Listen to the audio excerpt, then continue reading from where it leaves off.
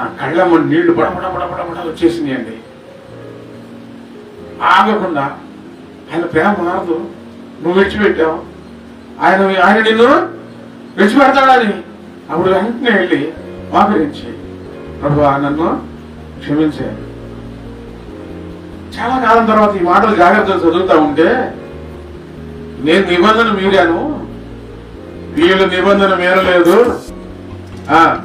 ఇంకా కింద చదివితే, మా అడుగులు నీ మార్గమును విడిచి తొలగిపోలేదు, అయితే నక్కలున్న చోట నీవు మమ్మల్ని బహుగా నలిపి ఉన్నావు. దేవుడే నక్కలున్న చోట బహుగా నలకొట్టాడంట. ఎంత ఒత్తిడిగా ఉంటున్నారో అంత నలకొడతా ఉన్నాడు, అంత శోధనకు అప్పచెప్తా ఉన్నాడంట.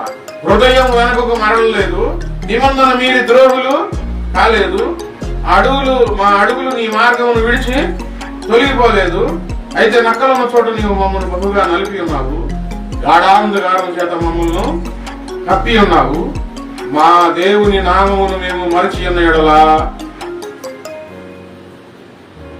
ఇంత జరిగినా, ఇంత ఇబ్బందులు పాలవుతా ఉన్నా, శత్రువులు తల ఆడిస్తూ ఉన్నా, హృదయం వెనకకు మరవలేదు, మా దేవుని నామము మేము మరచి ఉన్న ఎడలా. దేవుని నామం మర్చిపోలేదు. కష్టాలలో, శోధనలలో నీ భక్తి యొక్క గట్టితనం బయలుపడుతుంది. అన్య దేవతల తట్టు మా చేతులు చాపి అన్న ఎడలా,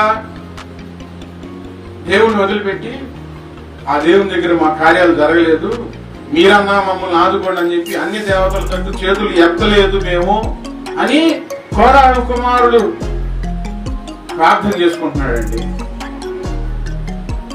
ఒకసారి మీ భక్తి జీవితం పరీక్షించుకోండి. ఇన్ని శ్రమలు ఇప్పుడు చెప్పిన అన్ని శ్రమలు వచ్చినాయా?